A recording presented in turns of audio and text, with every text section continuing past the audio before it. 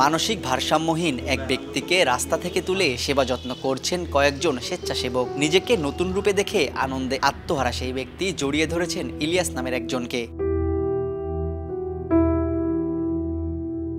এমন একটি দুটি নয়, অসংখ্য জনকে উদ্ধার করে বাড়ি পৌঁছে দিয়েছেন তিনি। তবে সেসব আজ শুধুই স্মৃতি। ইলিয়াস নিজেই এখন মরণব্যাধি ক্যান্সারে আক্রান্ত।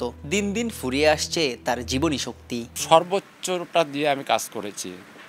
ত্রাণ তহবিল নিয়ে কাজ করেছি সিলেট, সুনামগঞ্জ, কুড়িগ্রাম, নোয়াখালী, ফেনীতে। আপনারা দেখেছেন, মানে আমার ভূমিকাটা অনেকেই দেখেছেন যে আমি আমার সর্বোচ্চ চেষ্টা করে আমি করেছি।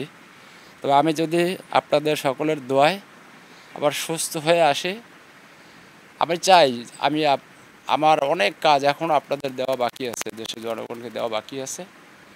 তো আমি আবার সুস্থ হয়ে মানুষের পাশে দাঁড়াতে চাই, জনগণকে আবার আমি সাপোর্ট দিতে চাই। আমি সুস্থ থাকাকালীন মানুষের জন্য কাজ করেছি।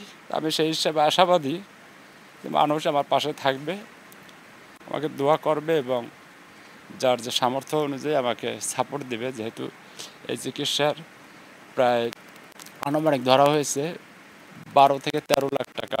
খুলনা ব্লাড ব্যাংকের সদস্য মোহাম্মদ ইলিয়াস হোসেন জীবনে রক্ত দিয়েছেন 40 বার, সংগ্রহ করে দিয়েছেন হাজারেরও বেশি। ঝড় বৃষ্টির প্রখর রোদ বা গভীর রাত তাকে ডেকে সহযোগিতা পাননি এমন ঘটনা কখনো ঘটেনি। তাই তো সহযোদ্ধার এমন অবস্থা দেখে অশ্রুসিক্ত চোখে সহযোগিতার আহ্বান অন্য স্বেচ্ছাসেবকদের। ড্রেনের পাশে পড়ে থাকা, ডাস্টবিনের পাশে পড়ে থাকা, ময়লা আবর্জনা পড়ে থাকা যে মানুষগুলো আমরা যাদেরকে পাগল বলে সম্বোধন করে থাকি, তাদেরকে নিয়ে মূলত তিনি কাজ করতেন।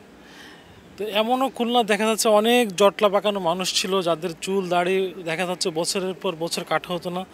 ইলিয়াস ভাই কিন্তু অত্যন্ত আন্তরিকতার সাথে, মমতার সাথে এইসব মা বাবাদের রাস্তার পাশে যারা পড়ে থাকতো পাগল অবস্থায় আমরা বলি, তো এই মানুষগুলো নিয়ে কিন্তু অনেক কাজ করেছেন।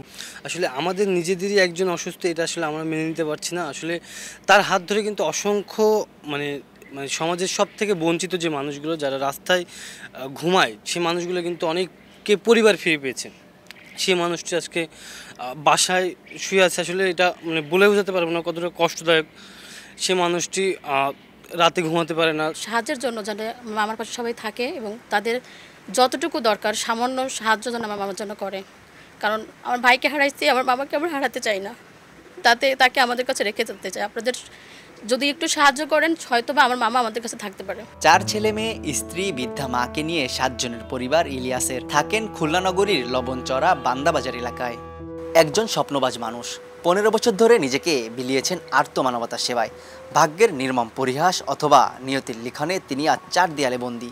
কিন্তু তার তো থাকার কথা মুক্ত আকাশের নিচে, সেবা করার কথা আরও অনেক অসহায়ের। বিত্তবান মানুষ, রাজনৈতিক দল, সামাজিক স্বেচ্ছাসেবী সংগঠন তার চিকিৎসায় এগিয়ে আসবে। সুস্থ হয়ে আবারও পথে পথে হাঁটবেন ইলিয়াস, এতটুকুই তার চাওয়া। তামজিম আহমেদ, সময় সংবাদ, খুলনা।